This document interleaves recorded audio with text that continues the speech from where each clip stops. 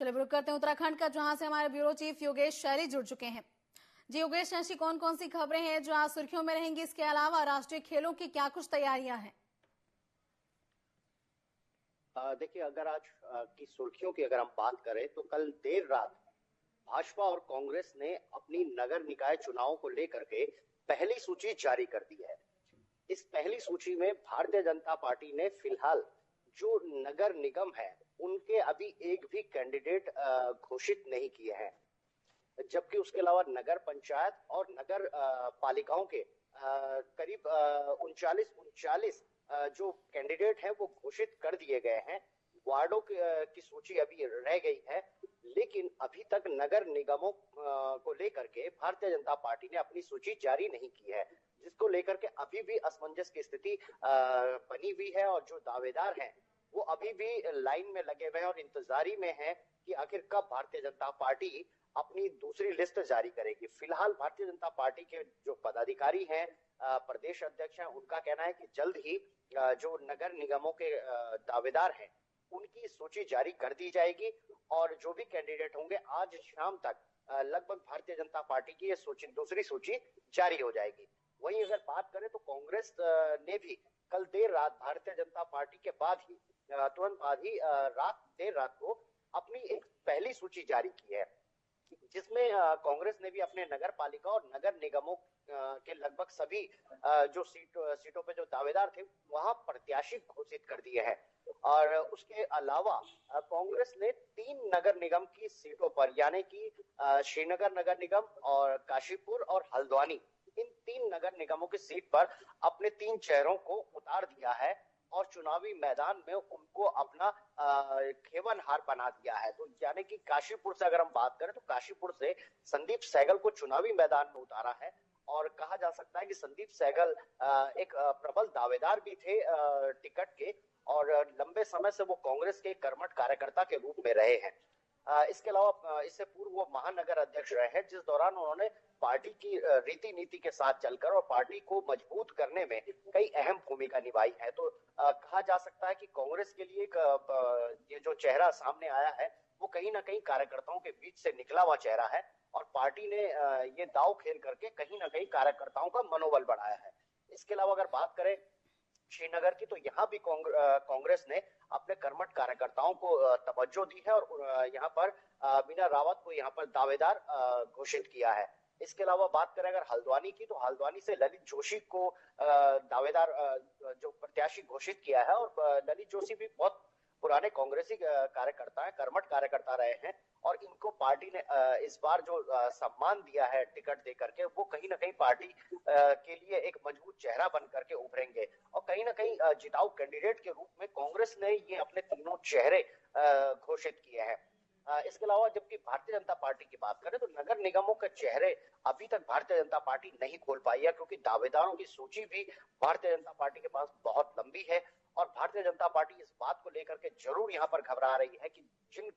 पदाधिकारियों को या जिन कार्यकर्ताओं को टिकट नहीं मिलेगा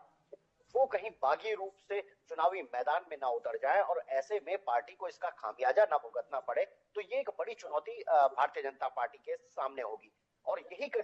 स्थिति कांग्रेस के सामने भी जरूर आ रही है, क्योंकि जिनको टिकट नहीं मिलेगा वो कहीं ना कहीं नाराज जरूर होंगे, पार्टी फोरम से हट के काम करेंगे और ऐसे में जो डैमेज होगा पार्टी को वो कैसे कंट्रोल हो, तो ये एक बड़ा चिंता का विषय आला कमान के सामने होगा, जिसके लिए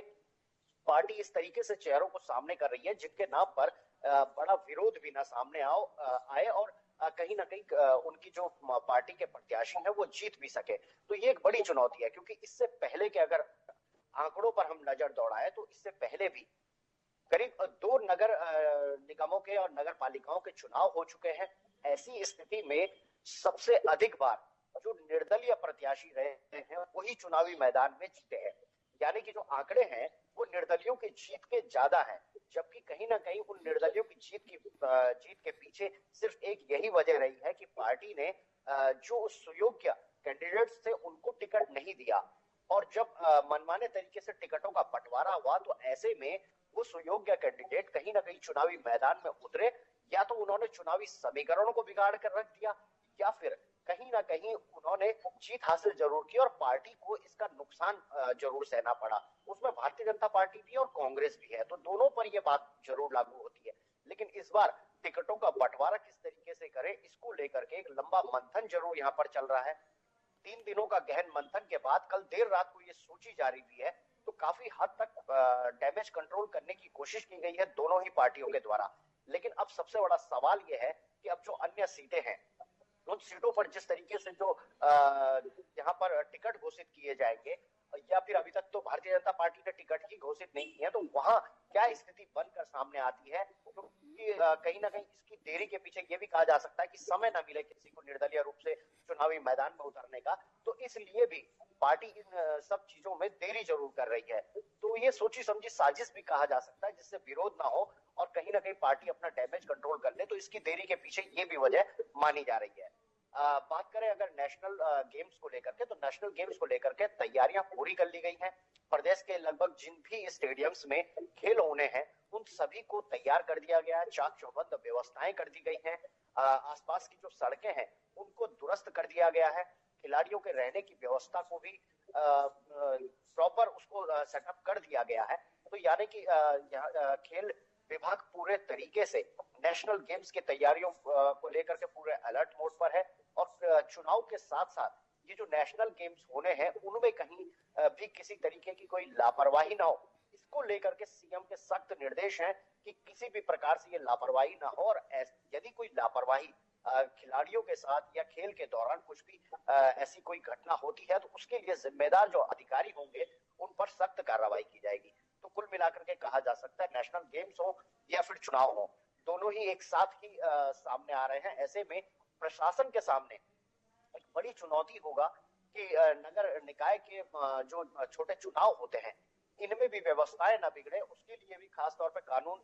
व्यवस्था को दुरुस्त रखा जाए, और साथ ही गेम्स के दौरान भी कोई अव्यवस्थाएं ना हो, सुरक्षा के पूरे इंतजाम हो, इसके लिए भी पुलिस महकमे को पूरे तरीके से अलर्ट मोड पर रखा गया है। भारी फोर्स यहाँ पर तैनात करने की बात की गई है, चाहे स्टेडियम हो, चाहे वो मार्ग हो जिनसे खिलाड़ी गुजरेंगे, उन सभी जगहों पर भारी सुरक्षा के इंतजाम के निर्देश दिए गए। साथ ही क्योंकि चुनाव भी होने हैं और चुनाव की ड्यूटी पर भी पुलिस के अधिकारियों की ड्यूटी लगनी है, तो उनमें भी जो पुलिस के जो कर्मचारी हैं उनकी कमी ना आए, इसके लिए अतिरिक्त फोर्स यहाँ पर तैनात की जाएगी। वो व्यवस्थाएं अभी चल रही हैं, जैसे कि चाहे वो पैरामिलिट्री फोर्स की हम बात करें या फिर पीएससी की हम बात करें, तो ये जो अन्य फोर्सेस हैं इनको भी यहाँ पर पूरे तरीके से ड्यूटी पर लगा दिया जाएगा। जी निश्चित तौर पर सरकार के सामने दो महत्वपूर्ण चुनौतियां हैं, एक तरफ निकाय के चुनाव हो या फिर नेशनल गेम्स